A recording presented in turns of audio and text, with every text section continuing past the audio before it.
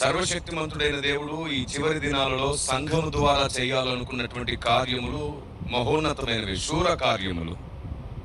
అందుకే ఆయన సంఘాన్ని సైన్యము అన్నాడు. వ్యూహిత సైన్య సమభీకర రూపిణి అన్నాడు. విచిత్రం ఏమిటంటే వ్యూహం కనబడట్లేదు, సైన్యము కనబడట్లేదు, కానీ సేవకులు మాత్రం సైనికుల్లాగా పోరాడుతూనే ఉన్నారు. సేవకురాండ్లు సైనికురాండ్లై పోరాడుతూనే ఉన్నారు. చాలామంది పాస్టర్ అనగానే క్రైస్తవుల్లో కాదు, కానీ క్రైస్తవ వ్యతిరేకుల్లో కొందరు చాలా చులకన భావన కలిగి మాట్లాడుతున్నటువంటి ఈ దౌర్భాగ్య కాలంలో ఒక భాగ్యవంతమైన మాట నేను చెప్పాలనుకుంటున్నాను. సేవకుడా, నీ భాగ్యం ఎంత గొప్పది అని చెప్పి అభిషక్త గీతం ఒకటి క్రైస్తవ్యానికి పరిచయం. సేవకుని భాగ్యం ఎంత గొప్పదో తెలియాలంటే సేవకుడు ఎంత ధన్యుడో తెలియాలి. మీకు తెలుసా, సేవ చేయడం ఈజీ, సేవ చేస్తే చాలా సంపాదన వస్తుంది, ఇలా భావించే వాళ్ళు చాలామంది. ఒకసారి సేవ ప్రారంభించి చూడండి. సేవ ప్రారంభించి కనీసం 50 మందిని రక్షణలోనికి నడిపించి ఆ 50 మంది కొరకు ప్రతిరోజు మానక ప్రార్థన చేసి, వారి కోసం ఉపవాసం చేసి, వారిని బలవంతుల్ని చేయడానికి సభలు నిర్వహించి,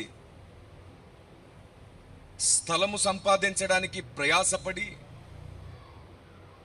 వాక్యం బోధించడానికి కష్టపడి, అప్పుల పాలైన, అనారోగ్య పాలైన, కొన్నిసార్లు పిల్లలకు అనారోగ్యం వచ్చిన, కొన్నిసార్లు భార్య సహకరించకపోయినా, కొన్నిసార్లు శరీరం బలహీనమైన, ఇలా అన్ని చోట్ల కూడా వాటన్నిటితో పోరాడి వేదిక మీద నిలబడి అందరినీ బలపరుస్తూ ఉంటాడు సేవకుడు.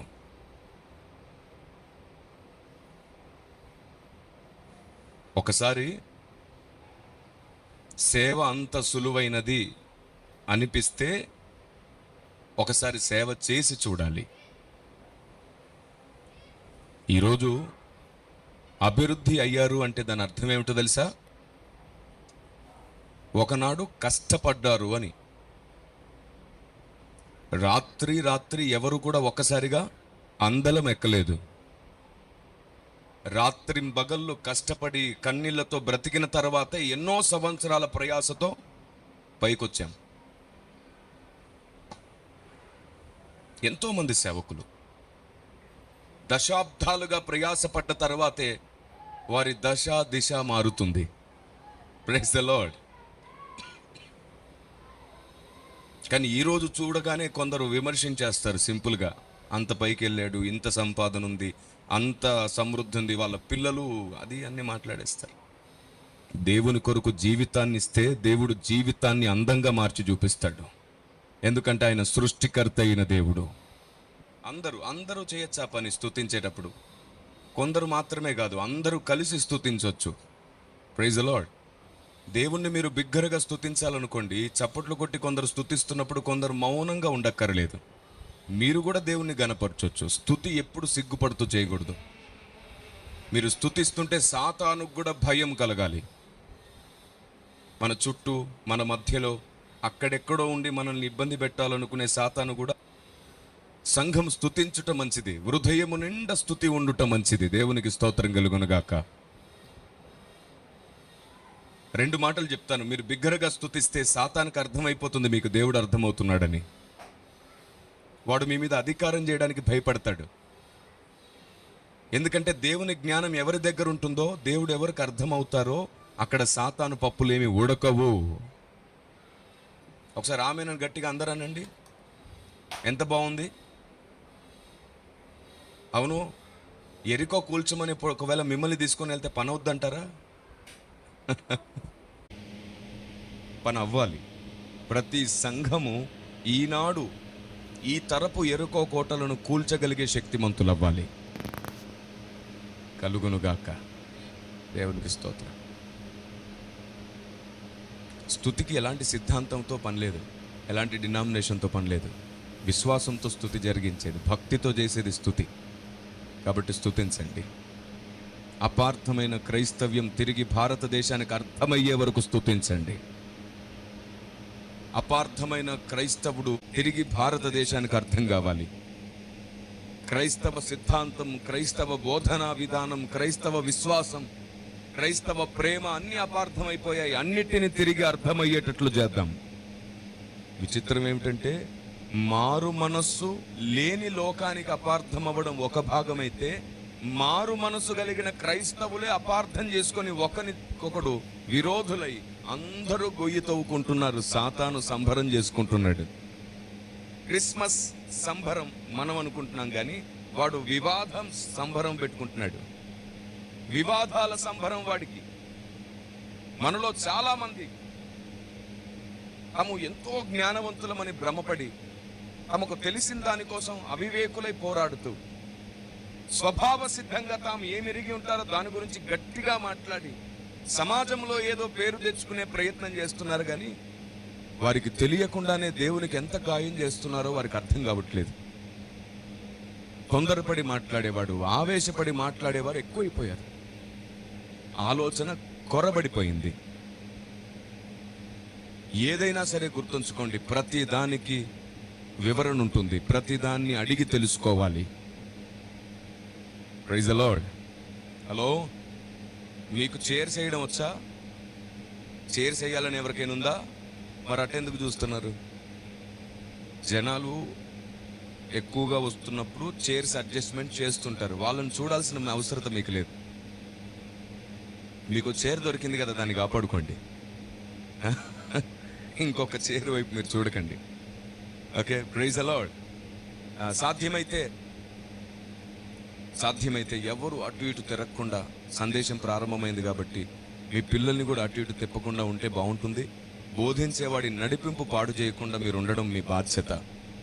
మీరు చెప్పండి, వాక్యము వినకుండా డిస్టర్బ్ చేసేది లేదా వాక్యము మధ్యలో డిస్టర్బ్ అయ్యేటట్లు చేసేది దేవుని ఆత్మన దురాత్మన? అదే పని మనం చేస్తే ఎవరికి సహాయం?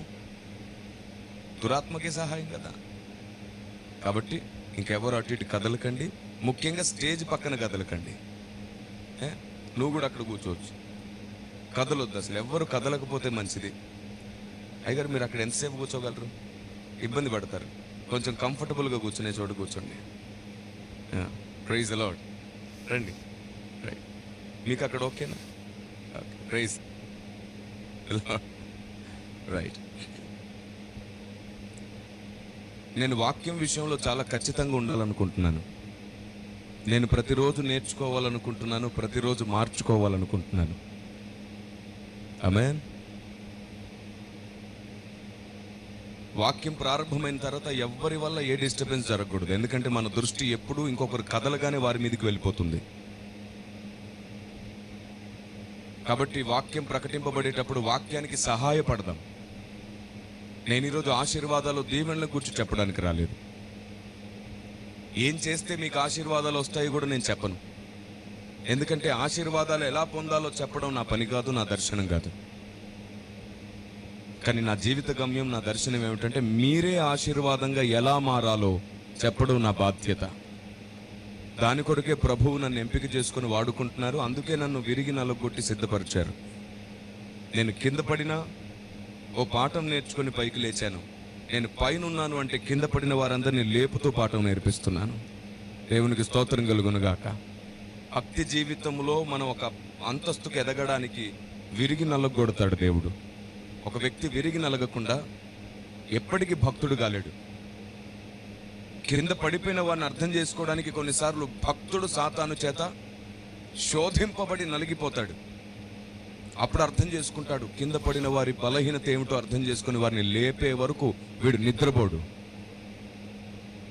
దేవునికి ఒక్క గడియ దూరమైనా సరే ఆ వేదన ఎలా ఉంటుందో తెలిసిన వాడే దేవునికి దూరం అయ్యే వారిని దగ్గర చేయడానికి ప్రయాసపడతాడు. కానీ విచిత్రం ఏమిటంటే పడిన వాని గురించి ఇంకా 10 మాటలు మాట్లాడి దూషించే వాళ్ళు ఎక్కువైపోయి శాస్త్రులు, పరిచయుల సంతానం అయిపోతున్నారు చాలా మంది.